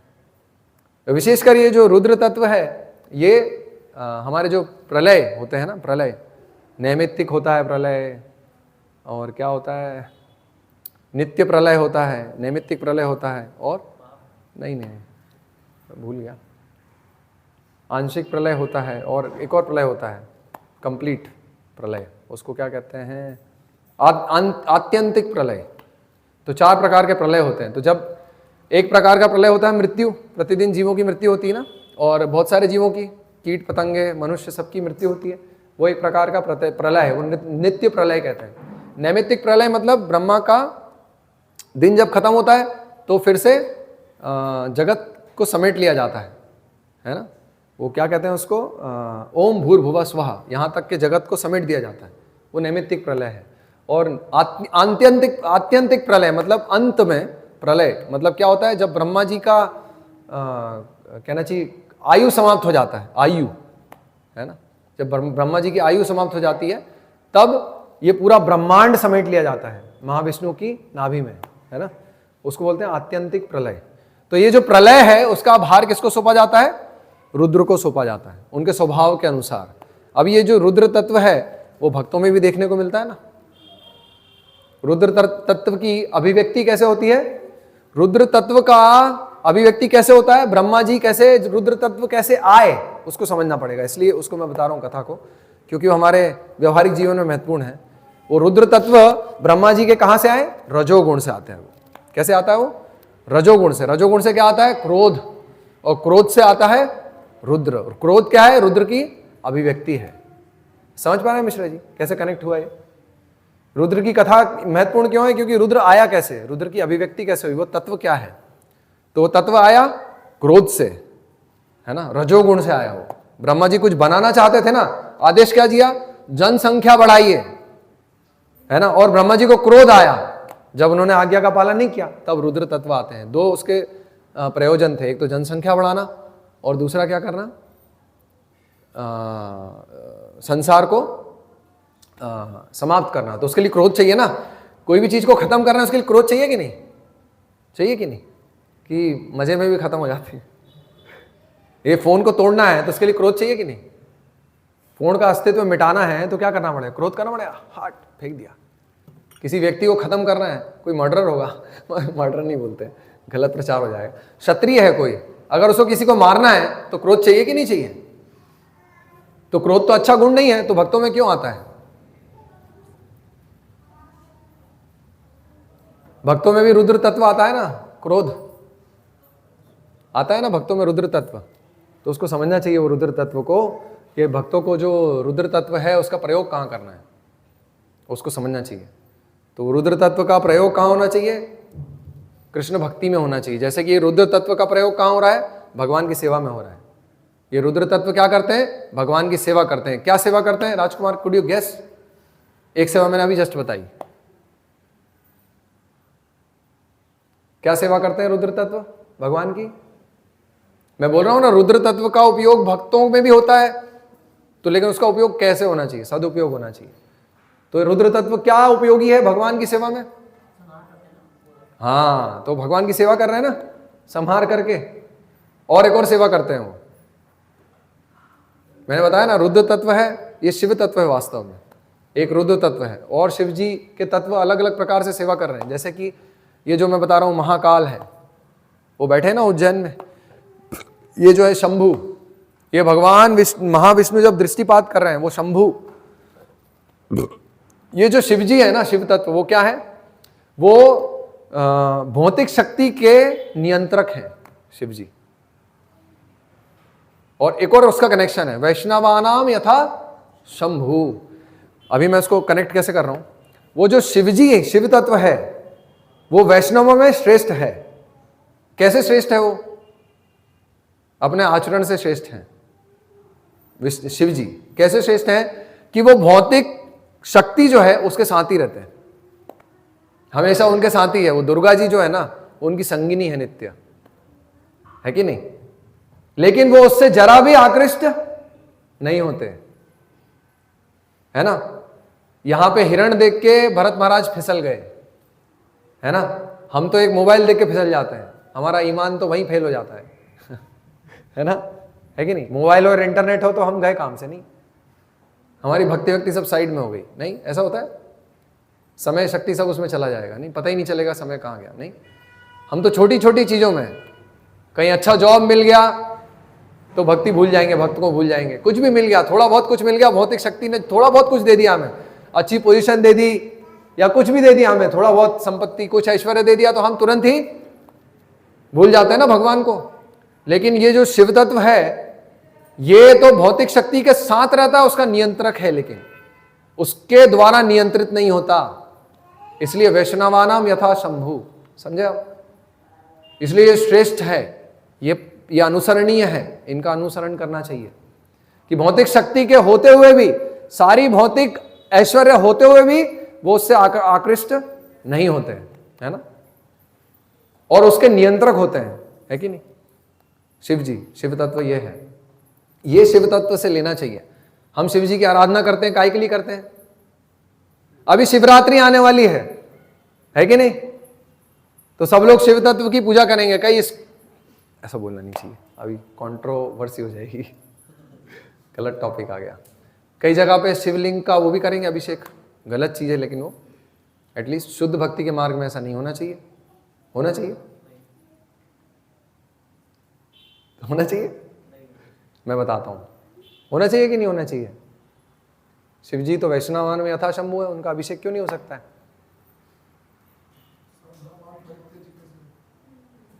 तो उसमें सही पॉइंट है, मतलब बेसिक पॉइंट वही है। शिव जी जो हैं, शिव जी की आराधना कर रहे हैं हम एक तरह से अभिषेक करके, है ना? उनकी आराधना करनी चाहिए। शिवरात्रि मतलब क्या? शिव जी का दिन है कि नहीं? तो उनकी आराधना होनी चाहिए, है ना? लेकिन एक भक्त जो है वो साधना और साध्य कौन है वो उसको अच्छे से निपुणता से समझता है, ठीक है? एक पॉइंट ये। फिर एक दूसरा पॉइंट ये है कि शिव जी किसकी आराधना करते हैं। जैसे एक भक्त ने पूछा कि हनुमान जी की आराधना करने में क्या प्रॉब्लम है आपको? हम हनुमान जी की आराधना करते हैं तो क्या हो गया, वो भी तो वैष्णव है, राम जी की सेवक है, आपको क्या प्रॉब्लम है उससे? ये आपका यही गड़बड़ लगता है आप लोगों का ना, आप लोग फैनेटिक हैं, तो क्या समझाएंगे उनको? हनुमान जी तो वैष्णव है, ऑफ कोर्स, मैं क्या मना करूंगा कि वैष्णव नहीं है। राम जी की सेवा कर रहे हैं, उससे बड़ा वैष्णव कौन है? साक्षात सेवा कर रहे हैं, है कि नहीं? नित्य सेवक है। तो हनुमान जी को नारियल क्यों नहीं चढ़ा सकते? वहां जाके आपका हरे कृष्णा कीर्तन वहां पे क्यों नहीं कर सकते? हनुमान जी के मंदिर में, शिव जी के मंदिर में क्यों नहीं कर सकते कीर्तन? हरिनाम ही तो कर रहे हैं। ये सब श्रेष्ठ नहीं है कि ये लोग भी तो किसी की भक्ति कर रहे हैं? हाँ, तो वो प्रश्न यही है, लेकिन वो हनुमान जी किसकी भक्ति कर रहे हैं और वो शिव जी किसकी भक्ति कर रहे हैं, उसको इंगित करना चाहिए। तो वो शिव जी किसकी ध्यान करते हैं? संकर्षण का ध्यान करते हैं ना वो। तो संकर्षण कौन है? भगवान गोलोक वृंदावन में विराजमान है स्वयं, द्विभुज श्याम सुंदर मुरलीधर कृष्ण पूर्ण पुरुषोत्तम भगवान, सर्व कारण कारणम गोविंदम आदि पुरुषम, वो वहां बैठे हुए हैं। फिर उनका विस्तार जो है वो संकर्षण, और संकर्षण पे वो ध्यान करते हैं शिव जी। तो शिव जी तो स्वयं शिव जी के आराध्य हैं, संकर्षण, है ना? और शिव जी कैसे प्रसन्न हो सकते हैं? जब हम उनके आराध्य की आराधना करें, है ना? कोई किसी को प्रसन्न करना बड़ा आसान है। हनुमान जी कैसे प्रसन्न होंगे? जब हनुमान जी की पूजा करेंगे तो हनुमान जी प्रसन्न होंगे क्या? कि हनुमान जी के आराध्य की पूजा करेंगे तो हनुमान जी प्रसन्न होंगे? सेवक है ना वो लोग भगवान के।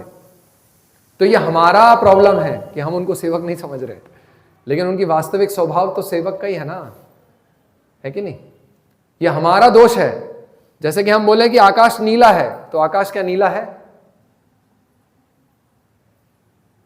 आकाश नीला होता है क्या? आकाश नीला है? नहीं है आकाश नीला।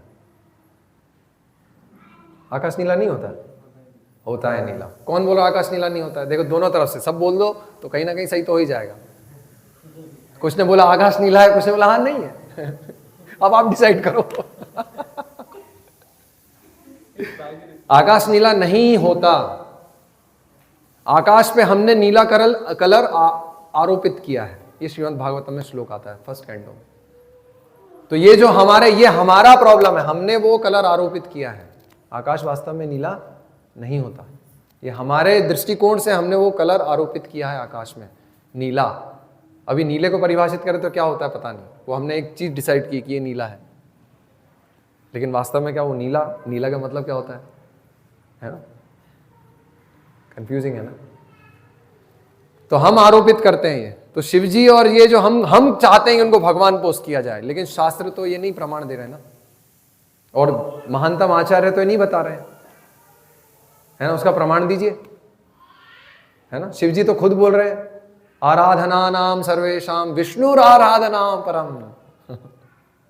विष्णु की आराधना परम है देवी, है ना, और विष्णु के भक्तों की आराधना उससे ही परम है। ये तो शिव जी स्वयं बोलते हैं, है कि नहीं? भज गोविंदम भज गोविंदम भज गोविंदम मूढ़ मते। गोविंद की आराधना करो, ये तुम्हारे स्पेकुलेशंस काम नहीं आएंगे मृत्यु के समय, है कि नहीं? वो तो खुद उनकी आराधना करते हैं और वो निर्देश भी देते हैं उनकी आराधना करने का, स्थापित भी करते हैं। और फिर जीव गोस्वामी जैसे महान आचार्य ये भक्ति संदर्भ और सब चीज़ों में तो ये सब खंडन करके इन चीज़ों को स्थापित भी करते हैं ना, है ना? ये शिव तत्व इस सब चीज़ों के बारे में वर्णन करते हैं। ओके, तो ये रुद्र तत्व के बारे में मैंने कुछ बताया, तो वो भी भगवान का एक प्रकटीकरण है, रुद्र तत्व जो है ना। तो मैं मुख्य चीजें बता रहा था कि रुद्र तत्व का एक भूमिका क्या है, विनाश करने की, भगवान की सेवा। जो रुद्र तत्व है उसका क्या होना चाहिए, वो भगवान की सेवा में उपयोग होना चाहिए। तो एक है वो विनाश करके भगवान की सेवा में उपयोग हो सकता है, ठीक है, और दूसरा वो सारे जो जीव हैं जो भौतिक इच्छाओं से आप्लावित हैं, तो उन सब जीवों को अवसर देना ना भक्ति करने का, देना है ना उनको अवसर भक्ति करने का। तो उन सब जीवों को कैसे अवसर देंगे, तो उनके लिए कुछ व्यवस्थाएं भी लगती है ना, वो स्विच ऑफ कर लीजिए। तो भक्ति करने के लिए अवसर और व्यवस्थाएं भी चाहिए ना पैरेलली। तो शिव जी जो है वो शिव तत्व के माध्यम से सारा ब्रह्मांड प्रकट होता है ना, शिवलिंग है ना, हम उसकी आराधना करते हैं, ठीक है। तो उस माध्यम से ये सब भौतिक सृष्टि प्रकट होती है ना, वो देख रहे हैं हम वहां चार्ट में, और वो उसको नियंत्रित भी करते हैं, इसका विनाश भी करते हैं, है ना, समझ पा रहे हैं? तो ये सारी जो भौतिक व्यवस्थाएं हैं जीवों को भक्ति करने के लिए, वो भी शिव जी प्रदान करते हैं, ये भी उनकी एक सेवा है शिव तत्व की। तो ये दो प्रमुख सेवाएं हैं शिव तत्व की, ठीक है। तो इस प्रकार से वो जो रुद्र तत्व है वो भगवान की सेवा में ही लगना चाहिए। तो अगर आप भक्त लोग क्रोध करते हैं एक दूसरे के ऊपर, तो एक दूसरे के ऊपर क्रोध नहीं करना चाहिए, बशर्ते इवन जो भक्त से द्वेष करते हैं, भक्त द्वेषी जन, उनसे क्रोध करना चाहिए, है ना, क्रोध वहां उपयोग करना चाहिए, ठीक है। हरे कृष्णा। श्रीमद् भगवद गीता यथारूप की जय, श्रील प्रभुपाद की जय। किसी का कोई प्रश्न है? जी, इससे 50% लेकर थोड़ा सा अलग है। हम जो हरे कृष्ण मंत्र करते हैं, जी, उसमें जो सेकंड पंक्ति है, जी, हरे राम राम राम हरे हरे, जी, उसको लेके मैं इस कॉल पे एक दो लोगों का जो वक्ता है उनको सुन रहा था, जी, उसमें थोड़ा सा कॉन्ट्रडिक्शन हो रहा है। जी, उसमें जैसे एक हरे तो राधा रानी है जो प्रथम पंक्ति में, जी। प्रथम है, तो हरे कृष्ण, नीचे वाले में क्या वो सीताराम सीताराम है या राधा रामन राधा रामन है, उसमें दो प्रकार की व्याख्याएं आ रही थी। पता नहीं, मुझे तो पता नहीं है, ये सब देखना पड़ेगा आचार्य क्या कह रहे हैं। मुझे इसके बारे में ज़्यादा, मैंने सिर्फ सुना है, मैंने पढ़ा नहीं है इसके बारे में। तो जो प्रभुपाद कह रहे हैं वो मैंने सुना है। तो प्रभुपाद तो उसको सिंपल, जो हरे शब्द है ना, अभी प्रॉब्लम क्या है पता है, कहाँ से प्रॉब्लम शुरू होती है? प्रॉब्लम शुरू हो रही है, उसकी जड़ क्या है कि राम श्रेष्ठ की कृष्ण श्रेष्ठ। राम तत्व को हम कृष्ण से भिन्न देखते हैं। पहली प्रॉब्लम जो जड़ है समस्या की वो है कि राम तत्व और कृष्ण तत्व में भेद है, इसलिए वहां पे सीताराम होना चाहिए। तो इधर पे सीता मतलब होना चाहिए, उधर पे राधा मतलब होना चाहिए, फिर हम बहुत सारी चीज सोच सकते हैं। लेकिन वास्तव में राम जो तत्व है वो कृष्ण तत्व ही है। तो प्रभुपाद तो इसको बहुत सिंप्लीफाई कर रहे हैं। हरे मतलब हरा, हरा मतलब भगवान की अंतरंगा शक्ति। भगवान की अंतरंगा शक्ति का नाम है क्या है? राधा रानी। सिंपल है। अभी बहुत ज्यादा कॉम्प्लिकेटेड करेंगे उसको तो हम भी खिचड़ी बना लेंगे, अपने सिर में लेके घूमेंगे और लोगों को भी खिचड़ी देते रहेंगे। तो सिंपल है, हरे हरा अंतरंगा शक्ति, भगवान की शक्ति, भगवान से अभिन्न राधा रानी, और भगवान राम, उसमें कोई भेद है ही नहीं। वो राम भगवान, वो व्हाइट कृष्णा है और ये ब्लैक कृष्णा है, एक ही बात हो गई। एक सेवक भगवान, एक सेव्य भगवान, क्या अंतर हो गया उसमें? वो है ना, अच्छा इसमें नहीं है, कृष्ण बलराम है ना, तो सेवक भगवान और सेव्य भगवान। वो भगवान कंधे पे हाथ रख के खड़े ना वृंदावन में, कौन किस पे हाथ रख के खड़ा है? बलराम जी की भगवान, मुझे एग्जैक्टली याद नहीं है, आपको याद है? बलराम जी के ऊपर भगवान ने किया है। अभी देखिए बहुत मतभेद हो गया। मैं भी, मुझे भी याद नहीं। ऊपर है वो कृष्ण जो है कृष्ण कहाँ थे? बलराम के ऊपर। बलराम के ऊपर है, मेरा ध्यान अच्छे से। तो एक सेवक भगवान है, सेवक भगवान, और एक सेव्य भगवान है ना? यही अंतर है। भगवान तो भगवान है। ये मेरी समझ है, बाकी फिर ज्यादा डिटेल में जाना है तो वो देखना पड़ेगा। अभी जीव गोस्वामी और जो महान महान आचार्य जो भी हैं। जी का नाम है कृष्णा का रमन, तो यह सुना है कि राधा रमन वो भी कृष्णा को ही वो कृष्ण ही है। बलराम ने रखा है कृष्ण के ऊपर हाथ, बलराम ने रखा है कृष्ण के ऊपर हाथ रखा है। मतलब क्या? इसका क्या मतलब हुआ?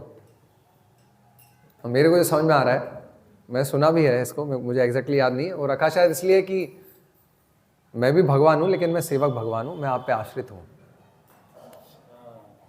Just I am speculating. अब may be it is connected, कहीं सुना हुआ है मैंने, मुझे पता नहीं, बट मुझे ऐसे ही याद आ रहा है, जस्ट उसको देख के याद आ रहा है कि जो भी है, मैं भी भगवान हूँ, आप भी भगवान है, कोई अंतर नहीं है। लेकिन मैं सेवक भगवान हूँ, आप सेव्य भगवान है, मुझे आपकी सेवा करनी है, इसलिए मैं आप पे आश्रित हूँ। भगवान बलराम का भार भी उठा सकते हैं। और भगवान जो है, बलराम तत्व पहला विस्तार है ना भगवान का। फिर वो संकर्षण, अनिरुद्ध, चतुर्युग, क्या कहते हैं उसको? चतुर क्या कहते हैं उसको? अरे नहीं, नहीं, क्या बोलते हैं उसको? चतुर, वो जो भगवान का विस्तार होता है ना, पहला विस्तार, चतुर्व्यूह, सब भूल गए हाँ। चतुर्व्यूह, उसमें संकर्षण, अनिरुद्ध, प्रद्युम्न और वासुदेव। तो उसमें संकर्षण है जिसका ध्यान शिवजी करते हैं, वो जो मैं बता रहा था। पहला विस्तार तो बलराम है, लेकिन वो भी भगवान ही है। आप उनकी पूजा भी करें तो बुरा नहीं है। अब आप नित्यानंद की पूजा करें कि गौरांग की करें, क्या फर्क पड़ता है? नित्यानंद क्या कहते हैं पता है? भज गौरांगा कह गौरांगा लह गौरांगेर नाम रे, जे जन गौरांगा भाजे से होए मोए प्राण रे, ऐसा कुछ है। मोर प्राण रे शायद, मेरे ख्याल से एग्जैक्टली ऐसी कुछ है शायद, कि अगर जो गौरांग का भजन करता है, जो गौर का भजन करता है, जो गौर को भजता है, वो मेरा प्राण है। तो आप नित्यानंद को भजिए चाहे गौरांग को भजिए, एक ही बात है। नित्यानंद मतलब बलराम और गौरांग मतलब कृष्णा। किसी का भजन कर लीजिए, आपकी चॉइस है। ये सब वैरायटी है ना। ये वैरायटी स्थापित करने के लिए ही ये शिव तत्व भी है एक प्रकार से, मैं जो बता रहा था। एक उसमें ये भी है उसका शिव तत्व का, कि जो लोग विष्णु तत्व तक ऊपर उठकर भक्ति नहीं कर सकते, तो वो लोगों के लिए भी तो कोई जगह होनी चाहिए ना। जो लोग ऐसे हैं जो गांजा पी के भक्ति करना चाहते हैं, तो उनको भी तो कोई आश्रय दे। तो शिव जी ने सबको आश्रय दे रखा। आ जाओ तुम, अघोरी तुम भी आ जाओ, तुम सब आ जाओ, चलो आ जाओ। भूत प्रेत, भूत पलीत, तो भी जो भी तुम लोग, जो कोई स्वीकार नहीं कर सकता तुम्हें, तुम हर जगह उपद्रव करोगे, मेरे पास आ जाओ, तुम आ जाओ, लेकिन तुम भक्ति करो। देखिए कितने महान है ना शिव जी। तो इस शिव तत्व को समझना बहुत मुश्किल है। दक्ष प्रजापति, दक्ष मतलब क्या होता है आपको पता है? दक्ष मतलब हर चीज में दक्ष। वो दक्ष व्यक्ति नहीं समझ पाया उनको, शिव जी को, और गालियां देने लगा शिव जी को। अरे तू तो अघोरी है, तू तो सांप लपेट के रखता है, और तू तो मुर्दों की राख लपेटता है, तुझसे मैं अपनी राजकुमारी कन्या, इतनी सुशील कन्या का विवाह कराऊंगा? तेरे पास क्या है? ना बैंक बैलेंस है, ना गाड़ी है, ना बंगला है, क्या है तेरे पास? है ना कोई तेरा नेता दोस्त है? क्या दिखा रहा है तू मुझे? कुछ भी तो नहीं है तेरे पास। ये चमर, ये क्या वो शेर की खाल पहन के घूम रहा है, नंगे पैर, जटाएं बढ़ा रखी हैं, ये कोई हेयर स्टाइल है क्या? थोड़ा स्पाइक होते, जेल वेल लगाता। हाँ, मॉडर्न हेयर स्टाइल भी नहीं है, कुछ भी तो नहीं है तेरे पास। मैं कैसे विवाह कर दूं मेरी बेटी का तुझसे? लेकिन उसको, मूर्ख को ये नहीं दिखा कि उसके पास भक्ति कितनी है। वैष्णवानाम यथा शंभु, तो वो अपराध करता है शिव जी के प्रति। उसने उसकी भक्ति नहीं देखी। आज वो सुबह चर्चा हो रही थी ना, जो अपराध करता है वो भक्त का स्तर या भक्ति नहीं देख सकता है। भक्ति, भगवान और भक्त, वो तीनों चीजों को नहीं पहचान पाता है जो अपराध करता है। आपको पता है, ये बहुत इंपॉर्टेंट चीज है। वो तीनों चीजों को पहचान नहीं पाता। वो भक्ति में भी अपराध करता है, भक्त के प्रति भी अपराध करता है। तो वो दक्ष था, लेकिन वो शिव जी को पहचान नहीं पाया, वो शिव तत्व को पहचान नहीं पाया। शिव तत्व को कौन समझ सकता है? जिसके अंदर भक्ति हो। तो शिव जी ऐसे उदार व्यक्ति हैं जो हर किसी स्तर के भक्त को भक्ति करने का अवसर प्रदान करते हैं। ये शिव तत्व है। ओके, और कुछ?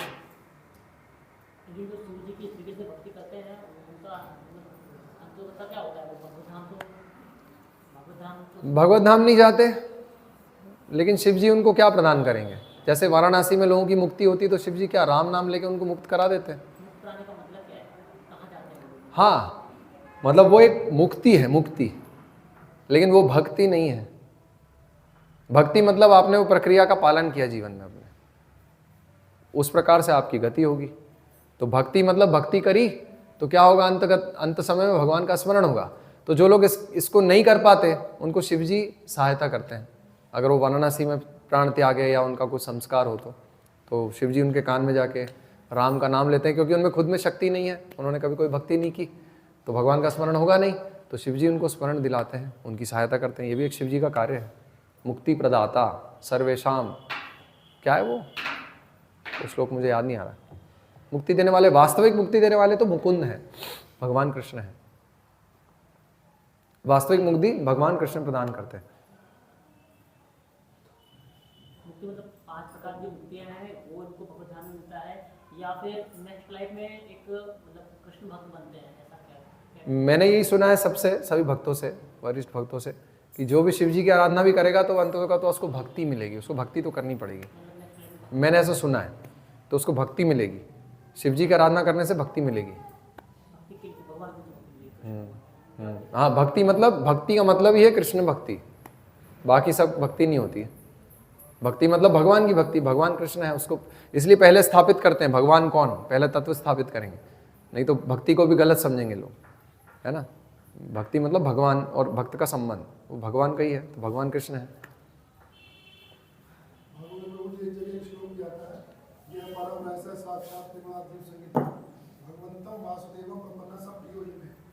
शिव जी कहते हैं जो भगवान वासुदेव की भक्ति करता है वो मुझे प्रिय है।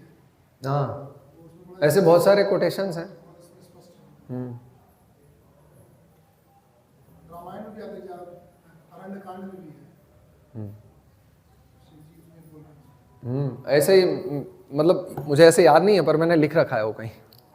बहुत सारे ऐसे जगह पे शिव जी बता रहे हैं खुद महिमा वर्णन कर कि विष्णु भक्ति परम है। इवन शिव पुराण में भी है, लोग शिव पुराण को कोट करके बोलते हैं कि शिव जी परम तत्व हैं। वो एक कथा बताते कुछ की, मेरे को याद नहीं आ रही, लेकिन ऐसा है, शिव परम तत्व है, कथा बताते हैं शिव पुराण में से। ब्रह्मकुमारी वाले हैं, हाँ, ये जो अपन बता रहे हैं ना कि शिव जी ने आबादी बढ़ाई, संसार को विस्तार किया, यहाँ से वो इसी चीज को आधार बनाते हैं ब्रह्मकुमारी वाले। शिव जी का है, हम इसके आगे बढ़ते हैं, शिव आए कहाँ से, रुद्र आए कहाँ से? हाँ, मतलब रुद्र तो जो है वो शिव तत्व के अंतर्गत है, वो शिव जी का एक, क्या कहना चाहिए, प्रयोगात्मक, क्या कहना, प्रयोगात्मक नहीं, मतलब एक वर्किंग उनका विस्तार है, क्या कहेंगे उसको, शिव जी का एक विस्तार है, एक रूप से उसका एक विशेष कार्य है।